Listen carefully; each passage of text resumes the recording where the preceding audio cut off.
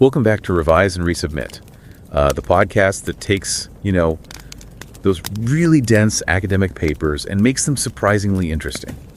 I'm Pavlov. And I'm Nikita. Okay, consider this.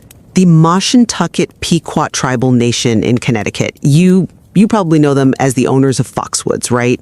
One of the largest casino resorts in the world. They are an absolute economic engine. I mean, they contribute over $400 million to the state of Connecticut. And yet, despite that immense contribution, they have faced legislation trying to forbid future gaming development. And the justification used against them? Social costs. It's a striking contradiction, isn't it? You have a tribe exercising just immense economic power, successfully navigating the market, and yet that very success triggers this anti-sovereignty backlash. They're forced to defend their rights in new, high-stakes ways. It's like they have to innovate their own legal existence just to survive. That tension, that space between economic success and the constant struggle to maintain identity and rights, that's really the heartbeat of the research we're analyzing today.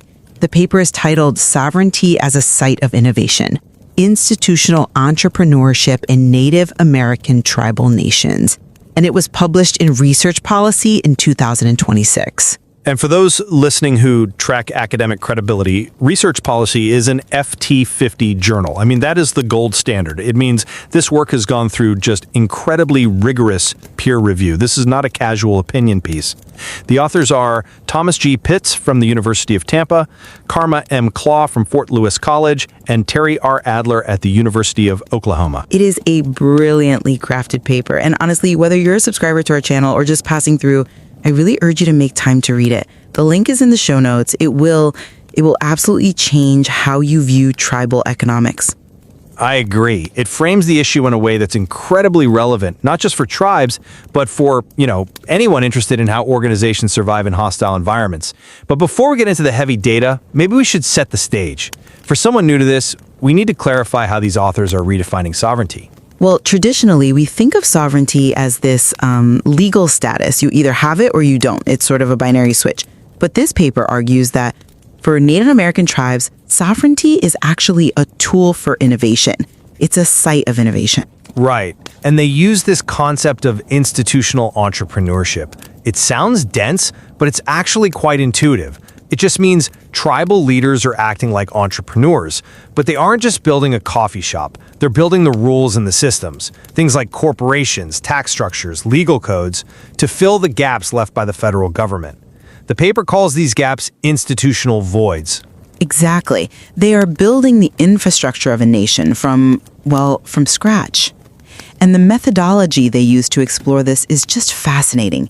They didn't just theorize. They interviewed 18 tribal leaders to get that qualitative, on-the-ground reality, and then they crunched hard data on 161 tribes. They looked at specific economic choices like adopting a Section 17 charter or building a casino, and then measured how those choices impacted real-life outcomes.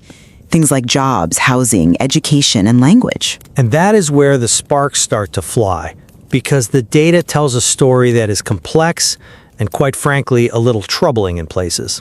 I can see why you'd say troubling, but I look at this paper and I see a triumph of agency. The authors prove that sovereignty is not some static legal relic. It's dynamic. They describe tribes using bricolage. Bricolage? So making use of whatever is at hand. Exactly. Combining traditional cultural knowledge with modern legal tools. The data shows that when tribes embrace this entrepreneurial sovereignty, it works. I mean, tribal businesses and casinos are undeniably effective at generating private employment and private health insurance. They are breaking the cycle of dependence on federal funding. This is self-determination in action. I don't deny the economic wins. The employment numbers are there, they're clear. But I approach this from a different angle. I think the paper reveals a painful paradox, a kind of shadow side to this innovation. The data uncovers a significant trade-off. The pursuit of economic sovereignty appears to come at the cost of cultural sovereignty. You're referring to the language findings? I am.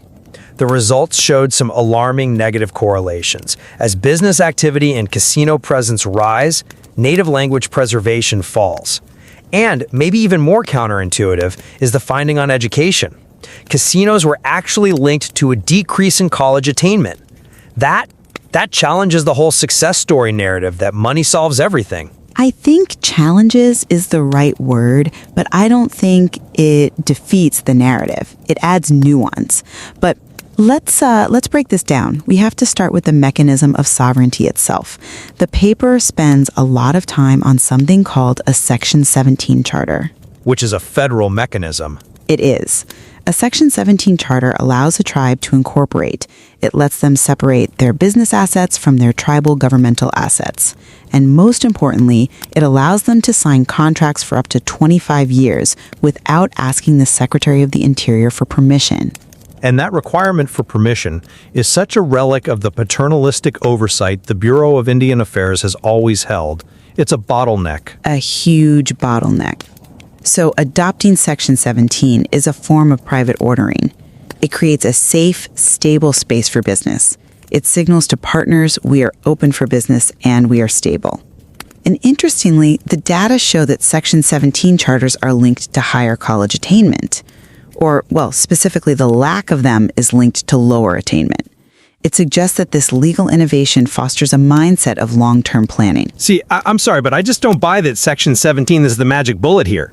If you look at the propensity score matching in the results, which is the most rigorous part of their analysis, Section 17 had, mixed results. It didn't statistically drive private employment or health insurance on its own. But it did drive education. That's significant. The data indicated a positive relationship there. It's significant, yes. But compared to the sheer power of casinos, the Section 17 charter is a pretty subtle instrument. The authors themselves note that the legal structures are less impactful than the raw economic engine of gaming. And that brings us to the elephant in the room, the casinos. You cannot argue with the employment data on casinos. The matching model showed a 4.1 percentage point increase in private employment and a 3.0 percentage point increase in private health insurance for tribes with casinos. That is real impact. That is families with food on the table and doctors to visit. That is sovereignty you can feel in your daily life. Long-term cost of that meal. Let's look closely at that specific finding on education. The presence of casinos is statistically linked to lower college attainment. We are talking about a drop of 2.6 percentage points. That is a massive movement in social science data. I would frame that differently. I think you're seeing a rational economic choice. If a young person can graduate high school and walk into a well-paying job at the tribal casino, why take on debt to go to college? They have a job. They're contributing to the tribe immediately. Is that really a failure? The authors suggest it might be. They use the term path dependence, and the qualitative interviews back this up. Tribal leaders admitted the jobs provided by casinos are, quote, too good. They create a golden handcuff scenario. Young people skip higher education for immediate wages. The problem is, this limits long-term institutional innovation. You might get a wealthy tribe, but you suffer a brain drain of skilled professionals, lawyers, engineers, doctors, who you need to build the next phase of sovereignty. That is a fair concern. It implies that short-term economic utility creates a long-term strategic deficit. But I would argue that creates a new challenge for the tribe to solve, not a reason to reject the casino. I mean, it's a high-class problem to have compared to the alternative of poverty. Perhaps, but let's look at the other cost, the cultural cost. This was the part of the paper that really stayed with me. The language preservation data. Yes. The study found a robust negative relationship. High business intensity was linked to a drop in non-English language use of about 2.9 percentage points. Casinos were linked to a drop of 2.3 percentage points. I acknowledge the data. It's right there in black and white. But isn't this just the necessary friction of institutional multiplicity? That's the term the authors use. To interact with the dominant U.S. economy, to sign contracts, to welcome tourists, you have to operate in English. You have to interface with the external world. It is a trade-off, yes, but is it an avoidable one? I think treating it as just a friction minimizes the tragedy. Sovereignty at its core is about self-determination. It is about being who you are. So if the economic tools you use to defend your sovereignty end up eroding your language and culture, are you winning the battle but losing the war? The paper quotes Vine Deloria Jr., the great indigenous scholar. He said, "The more we try to be ourselves, the more we are forced to defend what we have never been." That quote lands hard in this context. It's heartbreaking. It suggests that to defend their right to exist, tribes are forced to adopt structures, corporations, casinos, capitalist hierarchies that fundamentally alter who they are. The data here, it feels like it validates Deloria's warning. The innovation is working for the wallet, but it is chipping away at the soul. I'm not convinced it's an either-or scenario, though. The authors also point out that sovereignty innovation creates resources that can be directed back into culture. Just because the correlation is now doesn't mean it's permanent. It highlights a gap in strategy, not a fatal flaw in the concept itself. That is the optimistic view. But there is one area where even your optimism might hit a wall: the housing puzzle. Ah, yes, the null finding. For all the talk of innovation and entrepreneurship, the study found absolutely no statistical link between these innovations, not Section 17, not casinos, not businesses, and the availability of housing units. That was surprising. You would assume more wealth equals more houses. But it doesn't. And I think this highlights the limitation of the entrepreneurial model. Housing on trust land is just legally complex.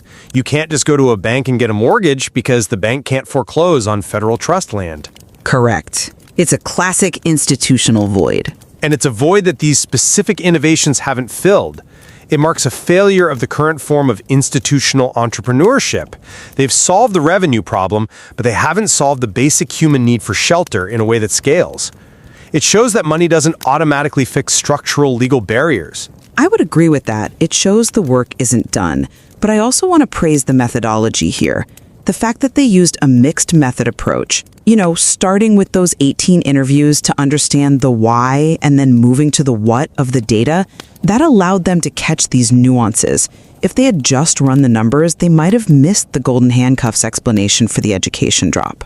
Absolutely. The qualitative informed the quantitative. It's good science. But let's circle back to the central thesis. You see this paper as a blueprint for success. I do.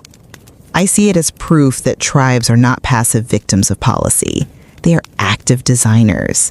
They are taking a concept, sovereignty, that has been used as a weapon against them, and they are turning it into a tool for construction. They are filling those institutional voids with their own structures. Section 17 is a perfect example of taking a federal rule and using it for their own private ordering. That is agency. That is power. Agency, yes, but agency with heavy consequences. My takeaway is that while the economic engine is running, the transmission mechanisms for culture and education are, they're sputtering. The innovation is happening, but it is uneven. So where does that leave us? If we look at the conclusion of the paper, the authors don't declare a winner either. No, they don't. They offer warnings and pathways. I think for the practitioners listening, the tribal leaders, the economic development officers, the takeaway is clear. Economic strategy cannot be siloed. If you build a casino, you must simultaneously build a firewall for your culture. You have to invest intentionally in language programs and higher education incentives to counteract the gravity of the business world. Exactly. Wealth generation alone doesn't guarantee cultural continuity. In fact, without guardrails, it threatens it. And for the academics, the takeaway is that you cannot treat sovereignty as a binary variable in your research. You can't just have a column that says sovereign, yes, no. It's a continuous variable. It's a spectrum of innovation that changes over time. It pushes the boundaries of innovation policy itself. Usually we think of innovation policy as, how does the government encourage tech startups? This paper says innovation policy is also, how does a marginalized nation redesign its own government to survive? Which leads to some curious questions for the future. I'm still stuck on the housing issue. Why did housing remain unaffected? I think the next wave of institutional entrepreneurship has to focus there. We need innovation in mortgage and lending laws on trust land. The current tools just aren't working. And I wonder about the education feedback loop. How can tribes break that golden handcuff? Maybe it's about redefining what education means for the tribe, or integrating higher ed into the casino structure itself. Looking at the future of work, The discussion section mentioned digital and remote work. If tribal members can work for Google or Amazon remotely from the reservation, does that erode language the way a physical casino full of tourists does? That is a fascinating thought. A digital economy might be less culturally intrusive than a tourism economy. It lets you stay home, literally and metaphorically. But that is a study for another day. It is. This paper covers a lot of ground, and honestly, it tells a story of incredible resilience, but it also tells a story of difficult choices. There are no free lunches, even in sovereignty. Especially in sovereignty. We want to thank you for joining us for this intimate exploration of a complex reality. The data tells us that the path forward is being built stone by stone, or perhaps brick by brick bricolage style. And we hope you will pick up the paper and read it for yourself. It is a rigorous, thoughtful piece of work that deserves your attention. Until next time. Goodbye. And don't forget to subscribe to Revise and Resubmit on Spotify and Apple Podcasts. Until next time, keep those minds curious, keep questioning, and keep revising and resubmitting.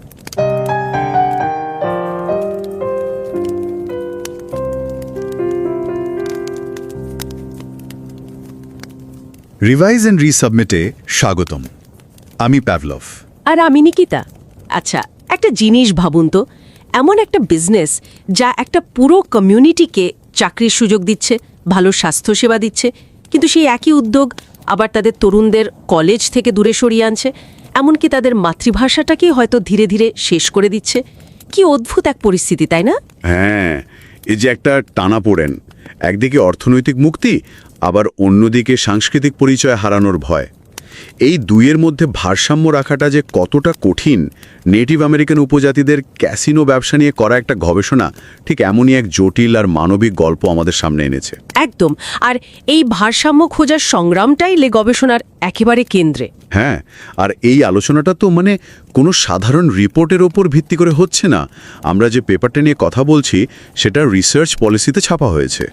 এটা কিন্তু একটা top টিয়ার FT50 লিস্টের একটা journal. As a site of innovation, institutional entrepreneurship in Native American tribal nations.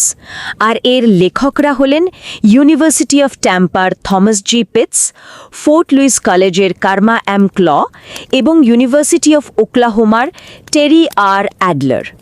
আর শ্রোতাদের কাছে আমাদের একটা ছোট্ট অনুরোধ, চ্যানেল সাবস্ক্রাইব করা বা না করাটা সত্যি বলতে বড় কথা নয়, কিন্তু এই গভীর আর নিবিড়ভাবে পর্যালোচিত গবেষণাপত্রটি পড়ার জন্য দয়া করে একটু সময় বের করবেন। এর লিঙ্কটা শো নোটসে দেওয়া আছে। একদম ঠিক। গবেষণার মূল আইডিয়াটা যদি খুব সহজ করে বলি, তাহলে ব্যাপারটা এই রকম দাঁড়ায়। আমরা সাধারণত সার্বভৌমত্ব বা সোভারেনিটি শব্দটা শুনলে কি ভাবি এটা একটা আইনি অধিকার, সংবিধানে লেখা কয়েকটা লাইন।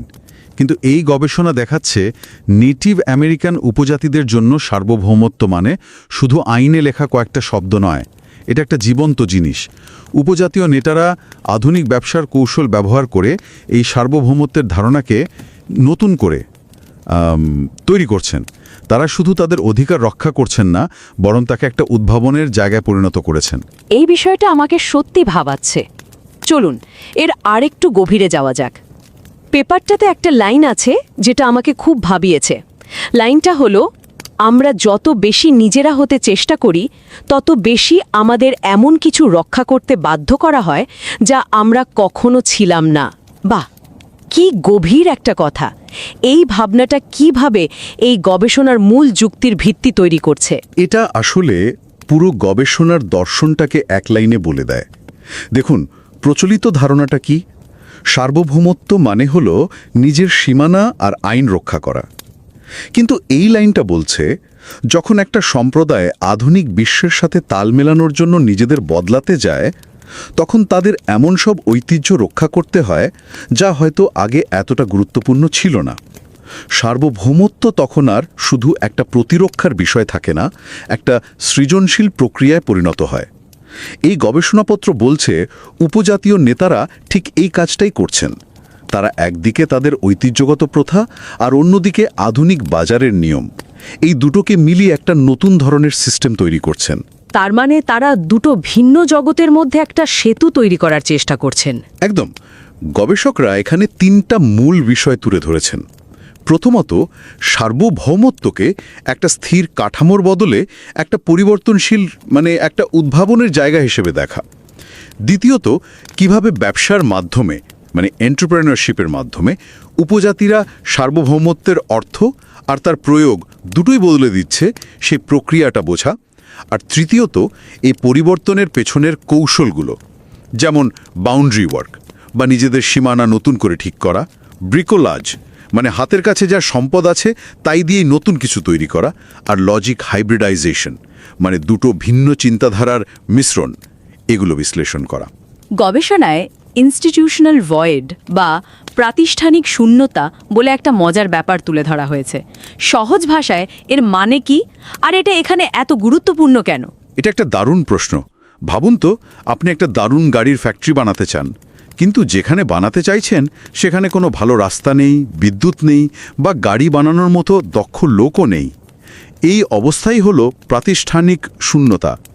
এর সহজ মানে হলো এমন একটা পরিবেশ যেখানে ব্যবসার জন্য জরুরি জিনিসগুলো, যেমন সহজে ব্যাংক লোন পাওয়া, ভালো আইনি পরিকাঠামো, এগুলো হয় নেই বা খুব দুর্বল। নেটিভ আমেরিকান রিজার্ভেশনসগুলোতে ঠিক এই সমস্যাটাই দেখা যায়। তার মানে তাদের শুধু ব্যবসাই করতে হয় না, ব্যবসার জন্য পুরো পরিবেশটাই নিজেদের তৈরি করে নিতে হয়। ঠিক ধরেছেন। এই শূন্যস্থানটা পূরণ করার জন্যই উপজাতীয় নেতাদের প্রাতিষ্ঠানিক উদ্যোক্তা বা ইনস্টিটিউশনাল অন্টারপ্রেনিয়র হিসেবে কাজ করতে হয়। তারা শুধু একটা ক্যাসিনো বা একটা দোকান খোলেন না, তারা সেই ব্যবসার জন্য প্রয়োজনীয় আইন, নিয়মকানুন, এমনকি ট্রেনিং সেন্টার পর্যন্ত তৈরি করেন। নিজেদের সংস্কৃতি আর আধুনিক ব্যবসার চাহিদার মধ্যে একটা ভারসাম্য রেখে পুরো সিস্টেমটাই নতুন করে গড়েন। ওয়াও, এটা তো বিশাল একটা চ্যালেঞ্জ। আচ্ছা, যারা নতুন গবেষণা শুরু করতে যাচ্ছেন তাদের জন্য তো এই গবেষণার পদ্ধতিটা জানা খুব জরুরি হবে। এত জটিল একটা বিষয় নিয়ে গবেষকরা কাজটা করলেন কিভাবে? তারা একটা মিশ্র পদ্ধতি মিক্সড মেথডস ব্যবহার করেছেন। আজকাল গবেষণার জন্য এটা খুবই শক্তিশালী একটা কৌশল বলে মনে করা হয়। এর দুটো ধাপ ছিল। প্রথম ধাপে তারা 18 জন উপজাতি নেতার সাথে বসে লম্বা সময় ধরে কথা বলেন, তাদের গল্প শোনেন। এই সাক্ষাৎকারের একটা গাইডলাইন ছিল ডিনে সংস্কৃতির হোসন নামের একটি ধারণা, যার মানে হলো ভারসাম্য বা সম্প্রীতি। এই গুণগত গবেষণা থেকে তারা বুঝতে পারেন যে কোন বিষয়গুলো উপজাতিদের কাছে সবচেয়ে গুরুত্বপূর্ণ। তার মানে প্রথম ধাপে তারা মানুষের ভেতরের গল্পগুলো শুনলেন, কিন্তু 18 জনের কথা তো আর পুরো সম্প্রদায়ের চিত্র হতে পারে না। এই ধারণাগুলোকে বড় আকারে পরীক্ষা করার জন্য তারা এরপর কি করলেন? চমৎকার প্রশ্ন। ঠিক এখানেই আসে দ্বিতীয় ধাপ। প্রথম ধাপের গল্পগুলো থেকে পাওয়া আইডিয়ার উপর ভিত্তি করে তারা 161টি উপজাতির উপর পরিমাণগত সংখ্যাভিত্তিক ডেটা সংগ্রহ করেন। এখানেই তাদের আসল ক্রিয়েটিভিটিটা দেখা যায়। আসলে ডেটাগুলো সব ছড়িয়ে ছিটিয়ে ছিল। গবেষকদের গোয়েন্দার মতো কাজ করতে হয়েছে। সরকারি রেজিস্টার থেকে শুরু করে তথ্য অধিকার আইন সবকিছু ব্যবহার করে তারা টুকরো টুকরো তথ্য এক জায়গায় এনেছেন। এটাই এই গবেষণার একটা বড় শক্তি। তার মানে গবেষকদের শুধুমাত্র অ্যানালিস্ট হলেই চলে না, ভালো ডিটেকটিভও হতে হয়। এটা তো নতুন গবেষকদের জন্য একটা দারুণ শিক্ষা। আচ্ছা, গবেষণায় প্রোপেনসিটি স্কোর ম্যাচিং বা পিএসএম নামে একটা পদ্ধতির কথা বলা হয়েছে।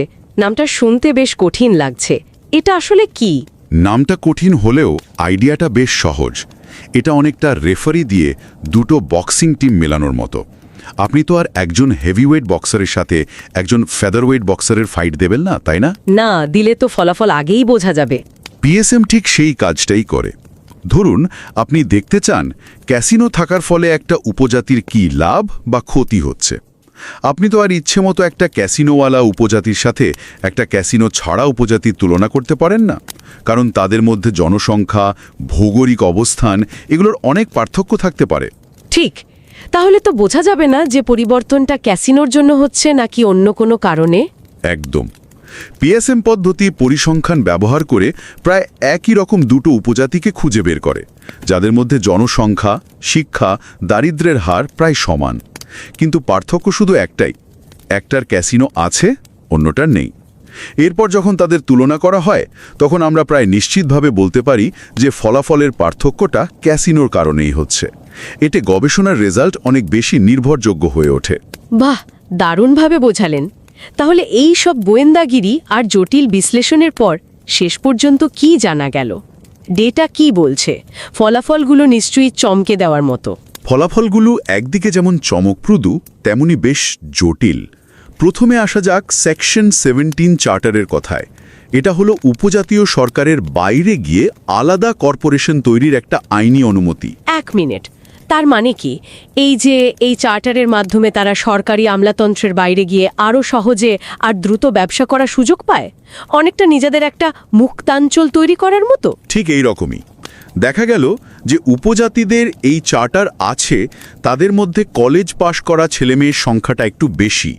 কিন্তু মজার ব্যাপার হলো চাকরি বা বাড়িঘরের মতো অন্যান্য ক্ষেত্রে এর কোনো উল্লেখযোগ্য প্রভাব পাওয়া যায়নি। হয়তো এটা দীর্ঘমেয়াদী জ্ঞানভিত্তিক ব্যবসার ভিত্তি তৈরি করে, কিন্তু উদণ্ডী কোনো সমাধান দেয় না।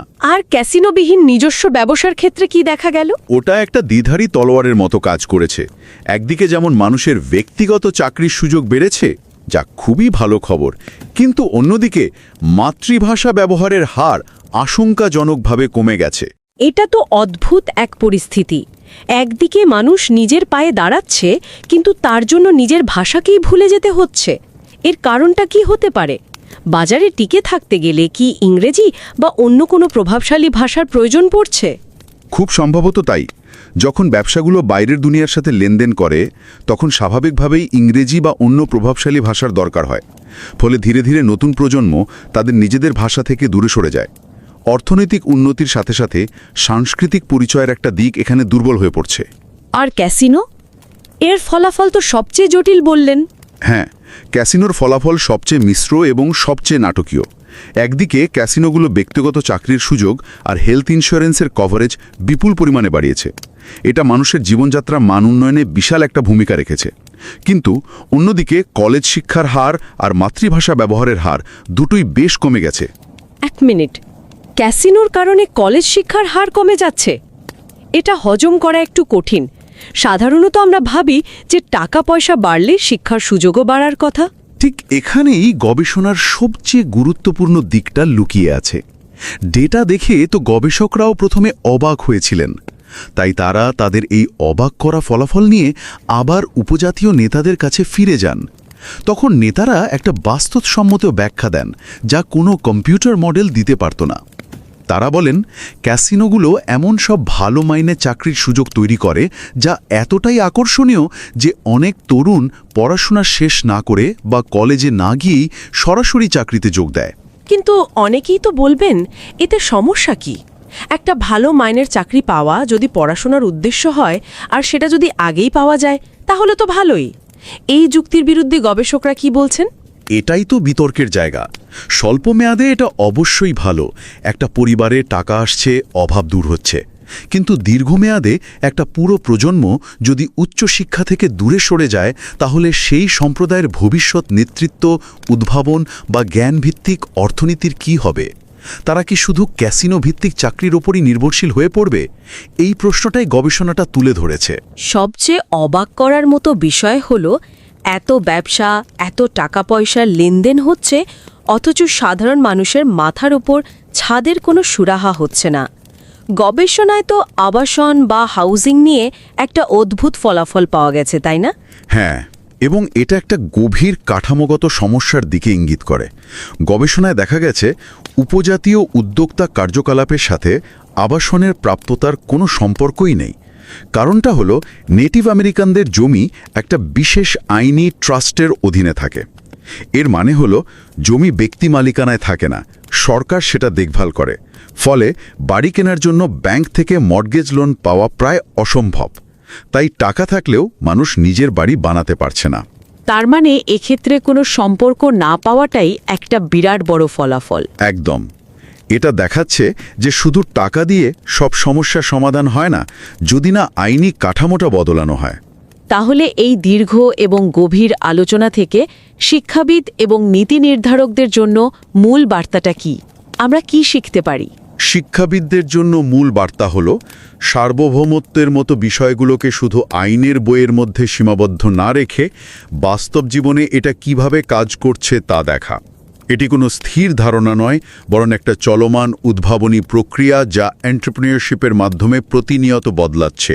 আর নতুন গবেষকদের জন্য শিক্ষা হলো সৃজনশীল ডেটা সংগ্রহের গুরুত্ব। কিভাবে মানুষের গল্প আর সংখ্যা মিলিয়ে একটা সম্পূর্ণ চিত্র তৈরি করা যায়, এই গবেষণা তার একটা চমৎকার উদাহরণ। আর নীতি নির্ধারক ও উপজাতীয় নেতাদের জন্য, তাদের জন্য কি বার্তা রয়েছে? তাদের জন্য বার্তাটি আরও সরাসরি এবং গুরুত্বপূর্ণ। অর্থনৈতিক উন্নয়ন আর সাংস্কৃতিক ঐতিহ্য রক্ষা, এই দুটোর মধ্যে একটা সূক্ষ্ম ভারসাম্য রাখাটা জরুরি। ক্যাসিনোর মতো ভাড়াভিত্তিক উদ্যোগ হয়তো খুব দ্রুত আর্থিক লাভ এনে দেয়, কিন্তু এর দীর্ঘমেয়াদী সামাজিক মূল্য থাকতে পারে। অন্যদিকে জ্ঞানভিত্তিক উদ্যোগ হয়তো সময় নেয়, কিন্তু টেকসই উন্নয়নের ভিত্তি তৈরি করে। আর সার্বভৌমত্ব একটা আতশকাচের মতো কাজ করে। এটা এই কৌশলগত সিদ্ধান্তের প্রভাবকে, তা ভালো হোক বা খারাপ, আরও বহুগুণে বাড়িয়ে তোলে। তাই প্রতিটি সিদ্ধান্ত নেওয়ার সময় এই দীর্ঘমেয়াদী প্রভাবগুলো বিবেচনা করা অত্যন্ত জরুরি। আলোচনাটি শেষ করার আগে শ্রোতাদের জন্য একটা চিন্তার খোরাক বা প্রশ্ন রেখে গেলে কেমন হয়? অবশ্যই। এই গবেষণাটি মূলত উপজাতীয় নেতাদের দৃষ্টিভঙ্গির উপর আলোকপাত করেছে, তাদের সিদ্ধান্ত আর কৌশল নিয়ে কথা বলেছে। কিন্তু একবার ভাবুন তো, একজন সাধারণ তরুণ উপজাতি সদস্য যার সামনে ক্যাসিনোর একটি লোভনীয় চাকরির প্রস্তাব আছে, তার কাছে সার্বভৌমত্বের এই উদ্ভাবনের অর্থ কী? বা একজন ক্ষুদ্র ব্যবসায়ী যিনি তার ঐতিহ্যবাহী শিল্পকর্ম বিক্রি করেন, কিংবা একজন প্রবীণ ব্যক্তি যিনি দেখছেন তার নাতিনাতনিরা মাতৃভাষায় কথা বলতে পারছে না, তাদের কাছেই পরিবর্তনের অর্থ কী? যখন কোনো প্রতিষ্ঠানকে নতুন করে রূপ দেওয়া হয়, তখন সেই পরিবর্তনে কাদের মতামত অগ্রাধিকার পায়? অর্থনৈতিক লাভ এবং সাংস্কৃতিক ধারাবাহিকতার মধ্যে ভারসাম্য রক্ষার ক্ষেত্রে শেষ পর্যন্ত কাদের মূল্যবোধ বেশি গুরুত্ব পায়? এই প্রশ্নটি শুধু এই নির্দিষ্ট প্রেক্ষাপটের জন্য নয়, আমাদের নিজেদের সমাজেও যখন কোনো বড় পরিবর্তন আসে, তখন এই প্রশ্নগুলো করাটা খুব জরুরি।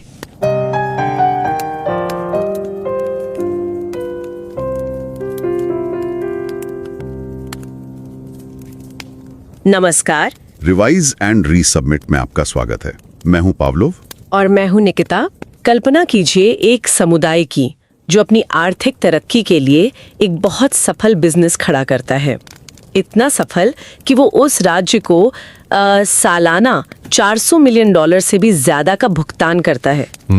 लेकिन फिर वही राज्य एक ऐसा कानून पास कर देता है जो समुदाय को भविष्य में ऐसे किसी भी बिजनेस को शुरू करने से ही रोक देता है। और ये कोई काल्पनिक कहानी नहीं है? नहीं, ये कोई काल्पनिक कहानी नहीं है।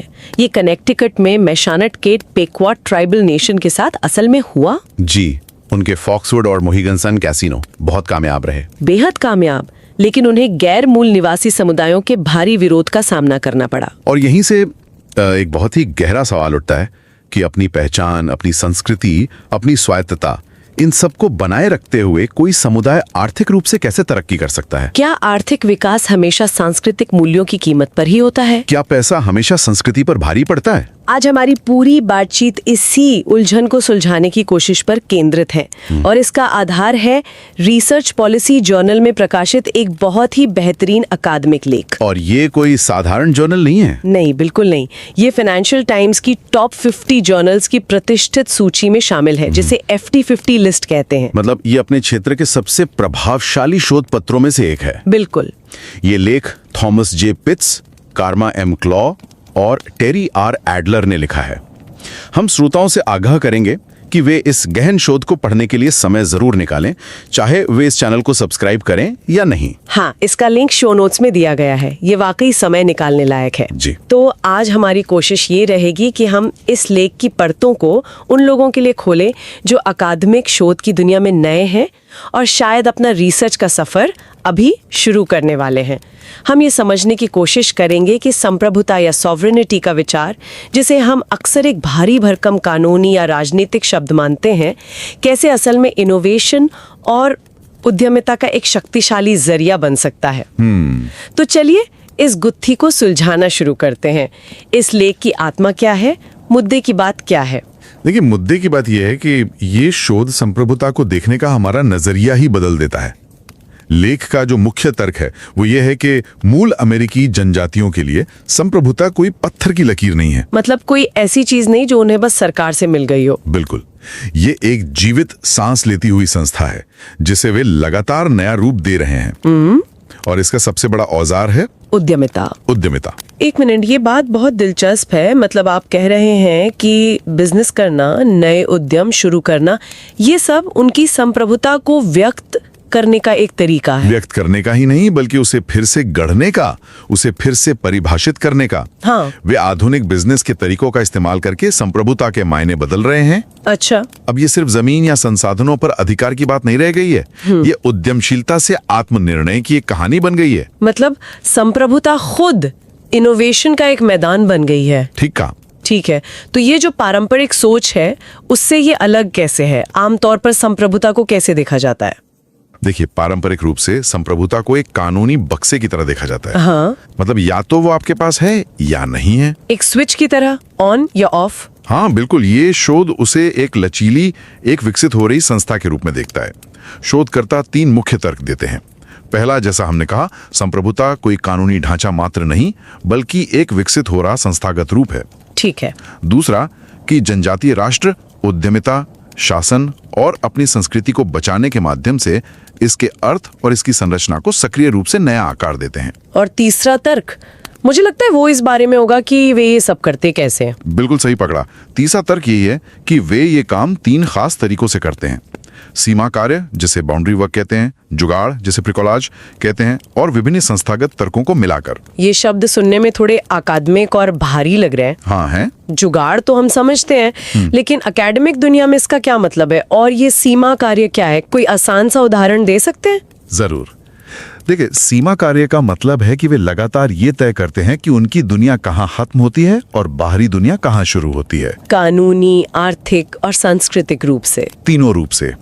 और जुगाड़ या ब्रिकोलाज का एक बेहतरीन उदाहरण ये हो सकता है कि मान लीजिए कोई जनजाति अपने कहानी कहने के पारंपरिक हुनर को, जो पीढ़ियों से चला आ रहा है, हाँ, उसी हुनर को एक मॉडर्न टूरिज्म बिजनेस में इस्तेमाल करें। अच्छा। उन्होंने कोई नया हुनर नहीं बनाया, बस अपने पुराने जो भी उपलब्ध संसाधन थे उसको एक नए बाजार में एक नए रचनात्मक तरीके से इस्तेमाल किया।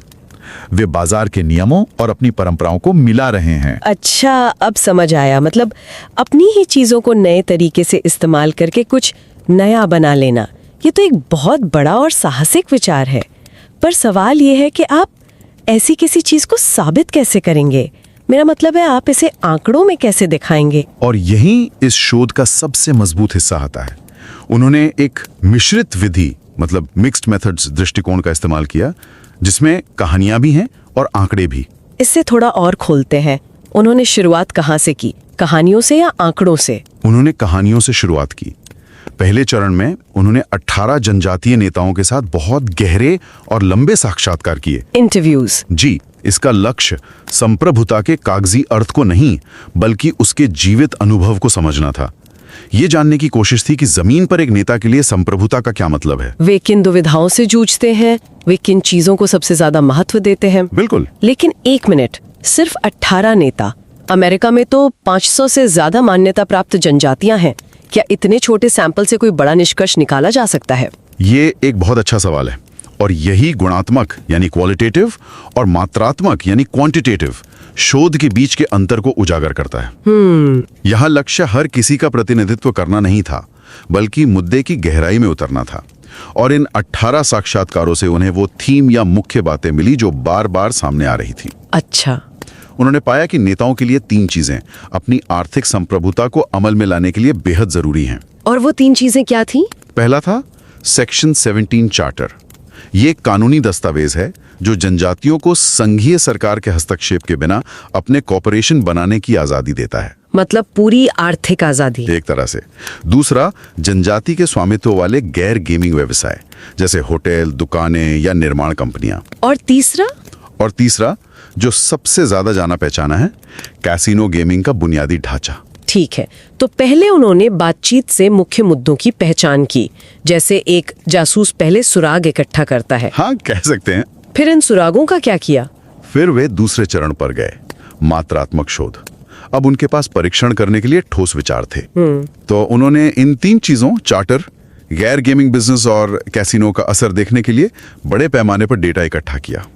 उन्होंने 161 मूल अमेरिकी जनजातियों से डेटा लिया, जो US federal register, national Indian gaming commission और सूचना का अधिकार अधिनियम मतलब FOIA के तहत सरकारी विभागों से हासिल किया गया था। तो यहाँ उनका मकसद बड़े पैटर्न देखना था। जी, कि क्या ये 3 चीजें वाकई शिक्षा, रोजगार और स्वास्थ्य जैसे परिणामों पर कोई असर डालती है? तो पहले लोगों की कहानियां सुनो, समझो कि उनके लिए क्या जरूरी है, और फिर बड़े पैमाने पर डेटा से उसे परखो। मुझे मानना पड़ेगा कि ये तरीका बहुत मजबूत लगता है। मुझे यकीन है कि इस प्रक्रिया से कुछ बहुत चौंकाने वाले नतीजे सामने आए होंगे। क्या ऐसा ही हुआ? बिल्कुल। नतीजे सीधे सपाट नहीं थे, बल्कि बहुत ही सूक्ष्म और पेचीदा थे। उन्होंने उस पहेली को और गहरा कर दिया जिससे हमने शुरुआत की थी। अच्छा, तो चलिए नतीजों पर आते हैं, एक एक करके देखते हैं। सेक्शन 17 चार्टर यानी कॉर्पोरेशन बनाने की आजादी, इसका क्या असर हुआ? जिन जनजातियों के पास ये कानूनी चार्टर था, उनमें कॉलेज शिक्षा का स्तर सकारात्मक रूप से जुड़ा हुआ पाया गया। ये तो अच्छी खबर है। हाँ, ये एक अच्छी खबर थी, लेकिन दिलचस्प बात यह है कि रोजगार या स्वास्थ्य बीमा जैसी दूसरी चीजों पर इसका कोई खास असर नहीं दिखा। तो ये चार्टर शिक्षा के लिए तो फायदेमंद था, लेकिन हर मर्ज की दवा नहीं था। बिल्कुल। ठीक है, अब आते हैं दूसरे व्यवसायों पर, कैसीनो के अलावा, जैसे दुकानें या होटल। इनसे निजी रोजगार में काफी वृद्धि हुई, जो जाहिर तौर पर एक बहुत ही सकारात्मक बात है। आर्थिक आत्मनिर्भरता की ओर एक बड़ा कदम। हाँ, लेकिन, और ये एक बड़ा लेकिन है, इसके साथ ही उन समुदायों में अपनी मूल भाषा का प्रयोग कम होता पाया गया। एक मिनट, ये तो अजीब बात है ना? मतलब कैसीनो से भाषा का नुकसान शायद समझ आता है, क्योंकि वो एक बाहरी दुनिया का बिजनेस है। लेकिन अगर एक जनजाति अपनी दुकान या होटल खोल रही है, तो उन्हें तो अपनी भाषा को और बढ़ावा देना चाहिए। शोध सीधे तौर पर कारण तो नहीं बताता, लेकिन ये उस तनाव की ओर इशारा करता है जिसकी हम बात कर रहे थे। हो सकता है कि बाजार में सफल होने के लिए उन्हें मुख्यधारा की व्यावसायिक प्रथाओं और भाषा मतलब अंग्रेजी को ज्यादा अपनाना पड़ा हो, जिससे अनजाने में उनकी अपनी भाषा हाशिए पर चली गई। शायद ये वही दुविधा है, रोजगार बढ़ा लेकिन संस्कृति का एक महत्वपूर्ण हिस्सा कमजोर हुआ। अब आते हैं सबसे बड़े और सबसे विवादास्पद हिस्से पर, कैसीनोज। यहाँ क्या देखने को मिला? हाँ, और ये सबसे जटिल हिस्सा है जहाँ कहानी सबसे ज्यादा उलझ जाती है। कैसीनो की मौजूदगी से निजी रोजगार और निजी स्वास्थ्य बीमा दोनों में जबरदस्त वृद्धि हुई। ये साफ तौर पर बड़े फायदे हैं। बहुत बड़े फायदे, लोगों को नौकरियां मिली, स्वास्थ्य सुरक्षा मिली, लेकिन फिर से लेकिन आ गया। हाँ, लेकिन कॉलेज शिक्षा का स्तर और मूल भाषा का प्रयोग दोनों में भारी गिरावट आई। रुकिए, कॉलेज शिक्षा में गिरावट, ये तो उम्मीद के बिल्कुल विपरीत है। ये बात हजम नहीं हो रही। ज्यादातर लोग, मैं भी यही सोचती, कि कैसीनो से होने वाली अरबों डॉलर की आय से शिक्षा को पंख लग जाएंगे, स्कॉलरशिप दी जाएंगी, नए स्कूल कॉलेज खुलेंगे। ये उल्टा कैसे हो सकता है? शोधकर्ता भी आपके जैसे ही हैरान थे। ये आंकड़ा इतना चौंकाने वाला था कि उन्हें लगा कि जरूर कोई गड़बड़ है। लेकिन जब उन्होंने अपने ये नतीजे वापस उन जनजातीय नेताओं के साथ साझा किए जिनसे उन्होंने बात की थी, तो पहेली सुलझ गई। अच्छा, क्या कहा उन्होंने? नेताओं ने बताया कि कैसीनो अक्सर इतने अच्छे वेतन वाली नौकरियां तुरंत दे देते हैं, डीलर, मैनेजर, सुरक्षाकर्मी, कि 18 साल के युवा 4 साल कॉलेज में लगाने और कर्ज लेने की बजाय सीधे नौकरी करने लगते हैं। तो मतलब ये एक तरह का सुनहरा पिंजरा है, कह सकते हैं। समुदाय को तत्काल पैसा और रोजगार मिल रहा है, लेकिन लंबी अवधि में वे अपनी सबसे कीमती संपत्ति यानी अपने युवाओं की शिक्षा और उनका भविष्य खो रहे हैं। ये तो किसी भी लीडर के लिए एक बहुत बड़ा नैतिक संकट है। बिल्कुल। ये एक ऐसा नतीजा था जिसकी किसी ने उम्मीद नहीं की थी, और जो सिर्फ डेटा की टेबल देखने से कभी समझ नहीं आता। ये तभी समझ आया जब आंकड़ों को वापस इंसानी कहानियों से जोड़ा गया। जी। और यहीं पर उस मिश्रित विधि दृष्टिकोण की ताकत दिखती है। और ये बात मुझे वापस हमारी शुरुआती कहानी पर ले जाती है, मेशान टिकट पे कोऑर्डिनेशन की। क्या हम ये मान सकते हैं कि फॉक्सवुड कैसीनो चलाने वाले पे कोऑर्डिनेशन को भी इसी तरह की दुविधा का सामना करना पड़ा होगा? ये अनुमान लगाना पूरी तरह से तर्कसंगत है कि उनकी जबरदस्त आर्थिक सफलता के पीछे शायद शिक्षा और संस्कृति का कोई अनकहा नुकसान छिपा हो। बिल्कुल। ये शोध बताता है कि ये किसी एक जनजाति की कहानी नहीं है, बल्कि एक पैटर्न है, एक संरचनात्मक दुविधा है जिसका सामना कई जनजातियों को करना पड़ता है। ठीक है, तो इस सब का मतलब क्या है? मान लीजिए मैं एक अकादमिक हूँ या एक नीति निर्माता, तो मेरे लिए इससे क्या सबक है? अकादमिकों के लिए सबसे बड़ा सबक यह है कि संप्रभुता को एक स्थिर कानूनी अवधारणा मानना बंद करें। वो एक गतिशील इनोवेशन है। सही कहा। ये अब सिर्फ वकीलों और राजनेताओं का विषय नहीं है, बल्कि ये उद्यमियों, इनोवेटर्स और समुदाय के नेताओं का भी क्षेत्र है। ये हाशिए पर रहने वाले समुदायों द्वारा संस्थागत परिवर्तन को समझने का एक शक्तिशाली नया ढांचा प्रदान करता है। और जमीनी स्तर पर उन जनजातीय नेताओं के लिए जो हर रोज ये मुश्किल फैसले ले रहे हैं, क्या ये शोध सिर्फ समस्या बताकर छोड़ देता है या कोई रास्ता भी दिखाता है? ये एक बहुत महत्वपूर्ण सवाल है। शोध रास्ता दिखाता है। ये स्पष्ट करता है कि विकास का कौन सा रास्ता चुना जाता है, ये बहुत मायने रखता है। कैसीनो जैसे किराए आधारित उद्यम, मतलब रेंट बेस्ड एंटरप्राइजेस, जल्दी पैसा तो ला सकते हैं, लेकिन वे एक दो-धारी तलवार हैं। तो संदेश ये है कि पैसा कमाना ही काफी नहीं है। आप उस पैसे का इस्तेमाल कैसे करते हैं, ये ज्यादा महत्वपूर्ण है। तो समाधान क्या है? अगर कैसीनो शिक्षा को नुकसान पहुंचा रहे हैं, तो क्या उन्हें बंद कर देना चाहिए? नहीं, शोध यह नहीं कहता। वो कहता है कि संप्रभुता अपने आप में अच्छी या बुरी नहीं है। ये एक एम्पलीफायर की तरह है, एक लाउड स्पीकर की तरह है। ये आपके रणनीतिक विकल्पों के परिणामों को, चाहे वो अच्छे हों या बुरे, कई गुना बढ़ा देती है। अच्छा, अगर आप कैसीनो से होने वाली आय को बस लोगों में बांट देते हैं, तो शायद आप शिक्षा को नुकसान पहुंचाएंगे। लेकिन अगर आप एक सचेत रणनीति के तहत उस पैसे को मानव पूंजी में, मतलब शिक्षा, कौशल विकास, स्वास्थ्य, जी, और सांस्कृतिक संरक्षण के कार्यक्रमों में फिर से निवेश करते हैं, तो आप उस नकारात्मक प्रभाव को कम कर सकते हैं और शायद उसे उलट भी सकते हैं। मतलब ये कि संप्रभुता आपको विकल्प चुनने की शक्ति देती है, लेकिन सही विकल्प चुनने की जिम्मेदारी भी आप पर ही डालती है। बिल्कुल। और ये हमें उस जुगाड़ वाले विचार पर वापस लाता है।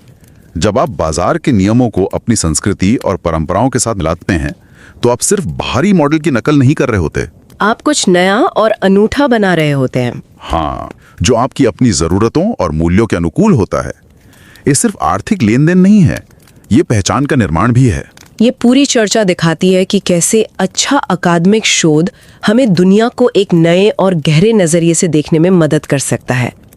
ये सिर्फ सिद्धांतों और डेटा के बारे में नहीं है, बल्कि ये वास्तविक लोगों और उनके सामने आने वाली वास्तविक दुविधाओं के बारे में है। जी, जहां हर चुनाव का एक नतीजा होता है और अक्सर कोई आसान जवाब नहीं होता। एकदम सही कहा। और ये शोध हमें भविष्य के लिए एक बहुत ही दिलचस्प सवाल के साथ छोड़ जाता है। लेख में शोधकर्ताओं ने उल्लेख किया है कि उनके डेटा ने दिखाया कि इन सभी उद्यमशीलता की गतिविधियों का एक चीज पर कोई खास असर नहीं हुआ। और वो क्या थी? वो है आवास, यानी हाउसिंग। जनजातीय भूमि पर अच्छे घरों की कमी एक बहुत बड़ी और लंबे समय से चली आ रही समस्या है। तो सोचने वाली बात यह है कि आज की डिजिटल और वर्चुअल वर्कफोर्स की दुनिया में, जहां लोग कहीं से भी काम कर सकते हैं, तो क्या आवास और रिमोट वर्क के क्षेत्र में इनोवेशन करना जनजातीय आत्मनिर्णय का अगला मोर्चा हो सकता है? ये एक बेहतरीन सवाल है। क्या वे ऐसी नीतियां और ऐसा बुनियादी ढांचा बना सकते हैं जो उनके प्रतिभाशाली पढ़े लिखे सदस्यों को, जो शायद शहरों में चले गए हैं, वापस घर लाएं? उन्हें रहने के लिए अच्छी जगह दें और उन्हें दुनिया भर की कंपनियों के लिए अपनी ही जमीन से काम करने की अनुमति दें। ये एक शक्तिशाली विचार है। इससे तो समुदाय को अपने सबसे प्रतिभाशाली लोग वापस मिल जाएंगे और शायद भाषा और संस्कृति को भी बढ़ावा मिलेगा, क्योंकि वे लोग वापस अपनी जड़ों से जुड़ेंगे। शायद, लेकिन ये हमें इस शोध के मूल सबक पर वापस लाता है। अगर ऐसा होता है तो इसके नए और अनपेक्षित फायदे और नुकसान क्या होंगे? क्या ये एक नई तरह की चुनौती पेश करेगा? ऐसा लगता है कि आत्मनिर्णय के सफर में हर समाधान अपने साथ नए और शायद ज्यादा जटिल सवाल लेकर आता है। और यही एक ऐसा सवाल है जो हमें इस चर्चा के बाद भी सोचने पर मजबूर करता है।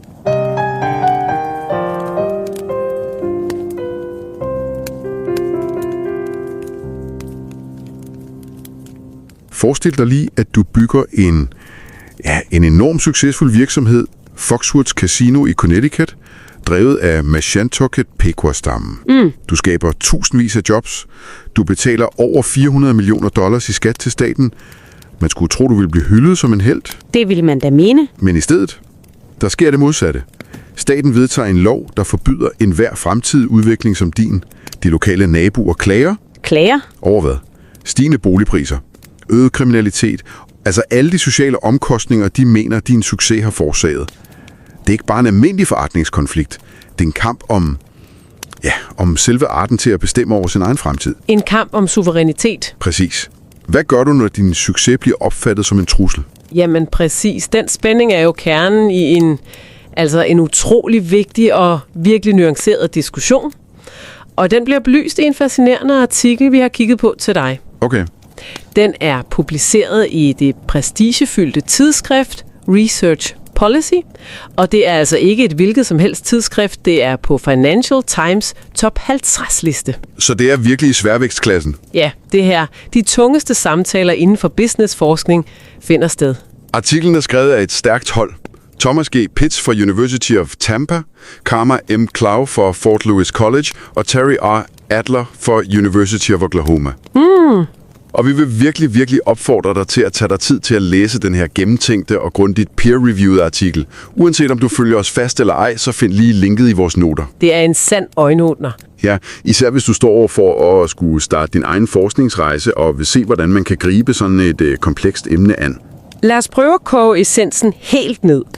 Artiklen argumenterer for noget ret radikalt.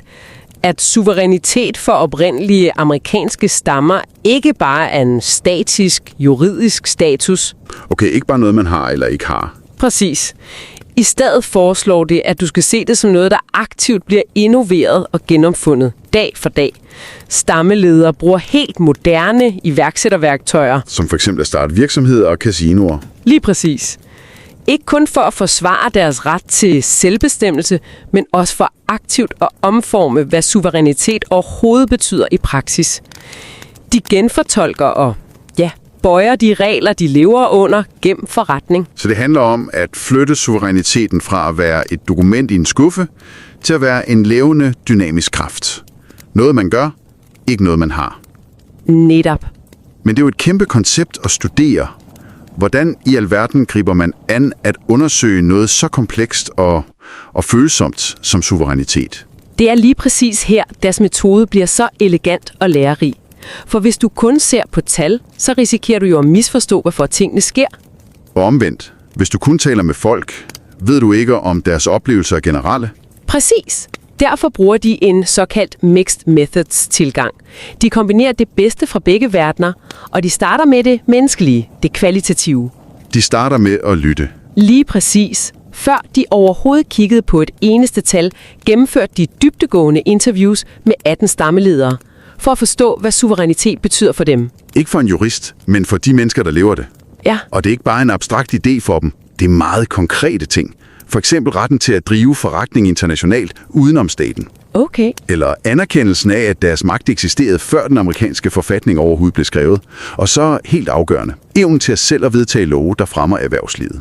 Hvad er det for nogle love, for eksempel? Altså 2 helt centrale love, de selv har været med til at forme, er for eksempel IGRA, Indian Gaming Regulatory Act. Den, der regulerer spilindustrien. Ja, og SDEA, Indian Self-Determination and Education Assistance Act.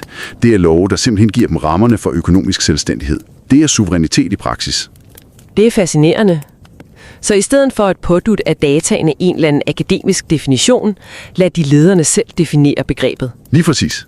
Ja, til de hårde tal. Fuldstændig. Indsigterne fra samtalerne blev selve fundamentet for deres store kvantitative analyse. Nu vidste de, hvad de skulle lede efter. Og datakilderne? De er et studie i kreativ forskning i sig selv. De indsamlede data fra 151 forskellige stammer. De brugte amerikanske Federal Register for den officielle liste over anerkendte stammer. Standardprocedur. Ja, så brugte de data fra National Indian Gaming Commission for at se, hvem der drev casinoer. Og så, og det her er et virkelig godt tip til enhver, der laver research. Nu bliver jeg nysgerrig. De sendte en Freedom of Information Act, altså en anmodning om aktindsigt, til det amerikanske indrigsministerium for at få data om forretningscharter. Så de har simpelthen brugt loven til at tvinge data frem, som ellers ikke var offentligt tilgængelige. Det er ret smart. Meget. Og til sidst brugte de så data fra US Census Bureau, altså den amerikanske folketælling, til at måle de helt konkrete sociale og økonomiske resultater. Så nu havde de alle brikkerne? Nu havde de alle brikkerne. Okay, så de har en metode, der både lytter til de personlige historier og kigger på de store data. Det må have givet et utroligt rigt billede. Hvad var det for en historie, de data begynder at fortælle? De testede effekten af 3 primære iværksætterhandlinger. Den første var, om stammen havde et såkaldt Section 17 charter. Okay, Og det var? Tænk på det som en officiel tilladelse til at oprette en virksomhed, der er juridisk adskilt fra stammens regering. Hvorfor er den adskillelse vigtig? Den er alt afgørende. Den beskytter stammens aktiver, hvis virksomheden går konkurs, og den gør det meget lettere at tiltrække investeringer udefra. Forståeligt. Den anden handling var simpelthen antallet af stammesejede virksomheder, der ikke var casinoer. Alt fra tankstationer og hoteller til industrivirksomheder. Og den tredje var så selvfølgelig casinoerne. Ja, om stammen drev et eller flere casinoer. Og de her 3 handlinger holdt de så op imod, hvordan det gik for borgerne i de samfund. Præcis. De målte effekten på 5 nøgleområder. Privat beskæftigelse, adgang til privat sygesikring, boligsituationen, andelen af folk med en college-uddannelse og... Lad mig gætte. Kulturen. Bevarelsen af stammens oprindelige sprog. Okay. Og hvad var så resultatet? Hvad er historien i tallene? Historien er... Ja, den er utrolig nuanceret. På den ene side er der en klar succeshistorie. Okay, lad os tage den først. Flere virksomheder og tilstedeværelsen af casinoer førte til markant højere privat beskæftigelse og bedre adgang til privat sygesikring. Det er jo en kæmpe gevinst. Absolut. Samtidig så at det at have et Section 17 charter hang tæt sammen med, at flere gennemførte en college-uddannelse. Okay, så på overfladen lyder det som en ren succeshistorie. Flere jobs, bedre sundhed, mere uddannelse. Økonomisk selvbestemmelse ser ud til at virke. Lige efter hensigten. Men jeg kan ikke lade være med at tænke, hvad er bagsiden af medaljen? Når man integrerer sig så stærkt i den moderne økonomi, mister man så ikke noget andet på vejen? Du rammer hovedet på sømmet, for det her billede bliver meget mere komplekst og dilemmafyldt. Fortæl. Undersøgelsen viste også en meget, meget tydelig og stærk tendens i den modsatte retning. Okay. Jo flere stammesejede virksomheder og casinoer, desto mindre blev de oprindelige sprog bevaret. Wow. Der er altså en målbar kulturel omkostning forbundet med den økonomiske udvikling. Det er jo det ultimative paradoks. Man kæmper for retten til at bestemme over sin egen fremtid, og den fremtid, man skaber, ender med at udvande den fortid, man kæmpede for at bevare. Det er en virkelig svær balancegang. Et enormt dilemma. Ja, det ser ud til, at i jagten på økonomisk fremgang risikerer man at miste en del af den kulturelle identitet, som suveræniteten oprindeligt skulle beskytte. Og det var ikke den eneste overraskelse, vel? Nej, det var det ikke. Tallene gemte på mere. Nå, men man skulle da tro, at pengene fra casinoerne i det mindste ville blive pløjet direkte tilbage i uddannelse. Det virker som den mest oplagte investering for fremtiden. Finansiere stipendier, bygge nye skoler. Ja, lige præcis. Skete det? Det var også forskernes hypotese, men det var det stik modsatte, de fandt. Vent lidt. Tilstedeværelsen af casinoer var negativt korreleret med, hvor mange der tog en college-uddannelse. Negativt? Det er jo helt kontraintuitivt. Min første tanke ville være, at overskuddet ville skabe muligheder. Hvad er forklaringen på det? Det virker fuldstændig bagvendt. Og tallene alene kunne ikke forklare det. Nej. Men da forskerne delte det her overraskende resultat med de stammeledere, de havde interviewet, fik de svaret prompt. Og hvad sagde de? Lederne forklarede, at casinoerne skaber en masse gode, relativt velbetalte jobmuligheder her og nu. Jobs, der ikke kræver en lang uddannelse. Okay, jeg tror, jeg ser, hvor det bliver hen. For en ung person i stammen er det så attraktivt at få et godt job med det samme, at det fungerer som en afskrækkelse fra at investere 4-5 år i en videregående uddannelse. Så de gode jobmuligheder på den korte bane spænder ben for kompetenceudviklingen på den lange bane. Præcis. Det er et perfekt eksempel på, hvordan data kan afsløre en helt uventet historie, som man kun kan forstå, når man taler med de mennesker, det handler om. Helt perfekt. Det viser værdien af deres metode. Uden samtalerne ville de have haft et mærkeligt tal, de ikke kunne forklare. Med samtalerne fik de en dyb menneskelig indsigt. Så okay, vi er gået fra et juridisk koncept til en dynamisk praksis. Vi har set, hvordan man kan måle det, og vi har afdækket de her virkelig komplekse, tveægede resultater. Hvad betyder alt dette så for dig, der lytter? For dig, som måske står over for at skulle starte din egen forskningsrejse, er der vel en klar lektie her? Ja, der er mindst 2. Den første er at se institutioner, love og regler ikke som noget statisk, men som noget, der konstant bliver formet og forhandlet. Suverænitet er ikke bare en lovtekst, det er noget, der bliver innoveret hver eneste dag. Og den anden? Husk altid at kombinere dine data med den levede virkelighed. Tal med de mennesker, du studerer. Deres indsigt er simpelthen uundværlig. Og for dig, der måske er leder i Ja, i en hvilken som helst organisation med en stærk kultur er der vel også en vigtig pointe. Absolut. Budskabet er, at økonomisk udvikling og kulturel bevarelse ikke altid går hånd i hånd. Der er næsten altid et spændingsfelt. Som man aktivt skal forholde sig til. Ja, som man aktivt skal navigere i. Økonomisk succes kan have en kulturel pris. Og det er afgørende at være bevidst om de her trade-offs, så man ikke vågner op en dag og har vundet det økonomiske slag, men tabt sin sjæl. Artiklen efterlader os også med nogle spændende, ubesvarede spørgsmål. For eksempel det der med boligsituationen. Ja, præcis. Data viste ingen signifikant effekt, hverken positiv eller negativ, hvilket jo er mærkeligt, når økonomien boomer. Jamen, man skulle tro, der ville blive bygget mere. Forskerne forklarer det med, at lovene om jordrettigheder på reservaterne er ekstremt komplekse. Jorden er ofte ejet i fællesskab og kan ikke bruges som sikkerhed for et lån. Hvilket gør det næsten umuligt at bygge private boliger. Præcis. Og det leder jo til et provokerende og virkelig spændende spørgsmål for fremtiden, som du kan tage med dig og tænke over. Okay, lad os høre.